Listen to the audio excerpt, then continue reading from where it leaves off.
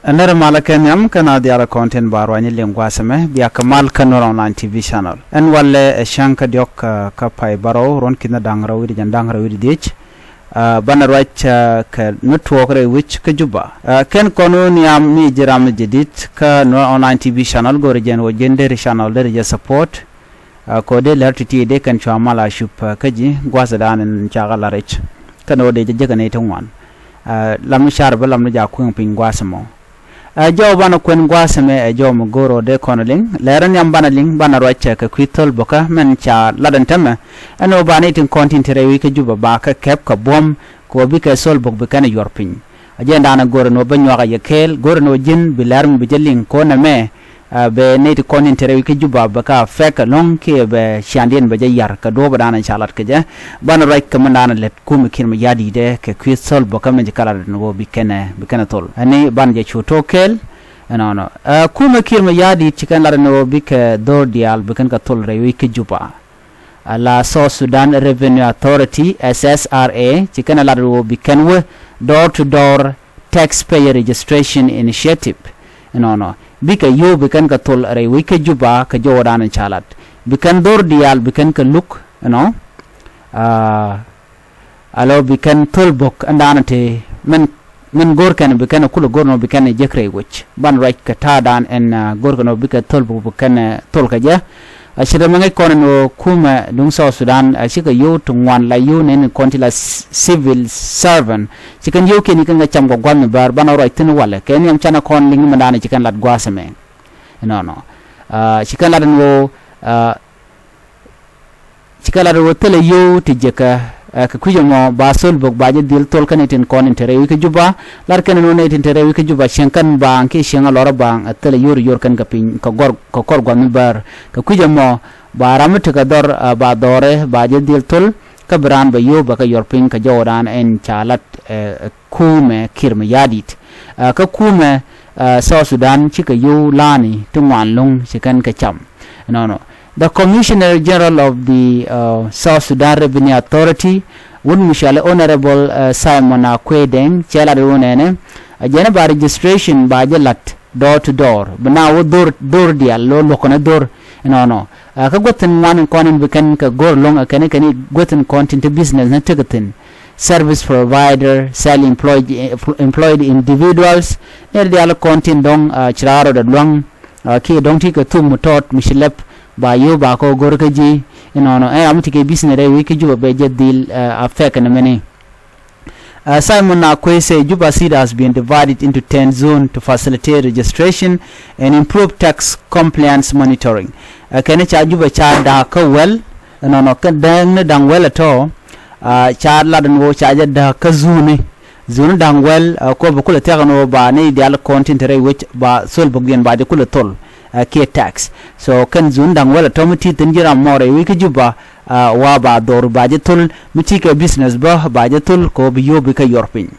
chala do nene this zoning strategy aims to create a comprehensive and updated database of taxpayers to expand the tax base by identifying and registering all eligible taxpayers, gathering accurate data to support strategic decision making within the SSSRA. Agajom ke lat gwasme do badan en ba chana da ka je kazuni gorge jen wonene ba tul bok mo bajetul ki ba tax bajetul kan edi shit to ka ba ngaji no dorodien cha tulo ki dorodien kan tulo ne anyok be kan pek doru be kan kula ngaji no ka doru shop gadi tire wika South Sudan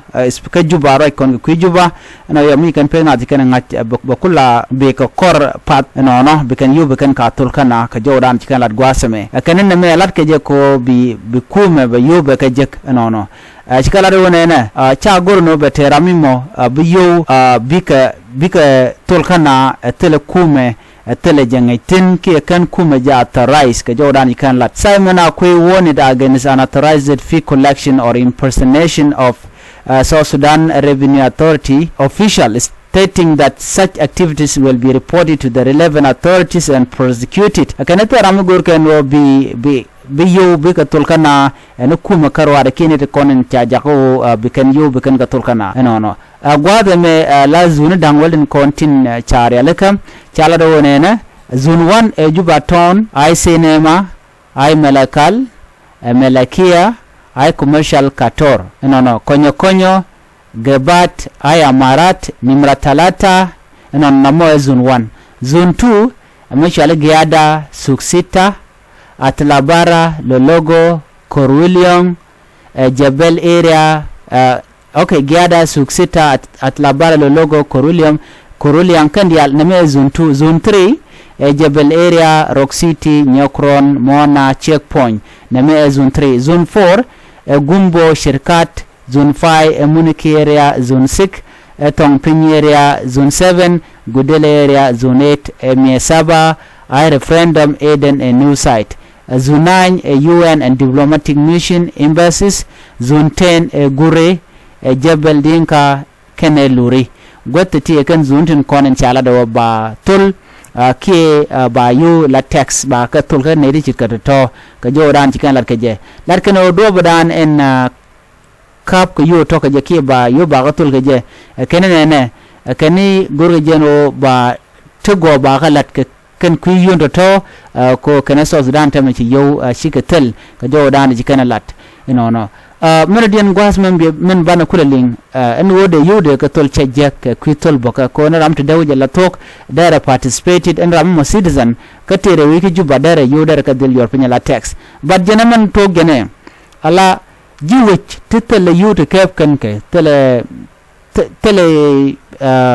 Michel kono me salary tele ke chaga kep jiwech ne ideal shona ni shangano ngum mi civil servant chicken kep ko yowo chit kanedi konin kwala ran tamé badul ken bagatul ke ba yo bagatul kake no ne di ti kanedi ji chu pinkir ma yadit to tele yo to kam kake no chicken kep ko yo tele salary mungon ke ko gwami bar no ngai kon yal mudan le ror ke teme sikume chejela gorno ba yo titi baga kep ko bom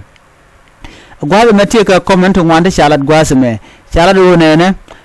men chala da kuumɛ min da wiki juba wa der nona ko ne da ti ciga yo civil servant cigan ga cham go gwazbar la ka juga no ngona yo baran tam mi kan ngaje no ci jiya kake cikan wo en wo bika ne ti kondi la civilian bikan you can bikan ke citizen bikan you can bikan ka tol ko bikan ko kula wala let ken ka ko gwa mi bar cikan yo to ngani kan ga cham la yutin kondi dong de kula kap cha jo me cha jala da no ne me che chuang ka ta da na chalat ke je netin kontin la citizen netin konin ci comment ka do bada nan ci kum kir mu yadit ci kana gorno bika yo bikan ka tol ke je no jo me gor je no de yen ling ka do bada en chalat ke je kum kir mu yadit no bika sulbuk no bikana tol an tole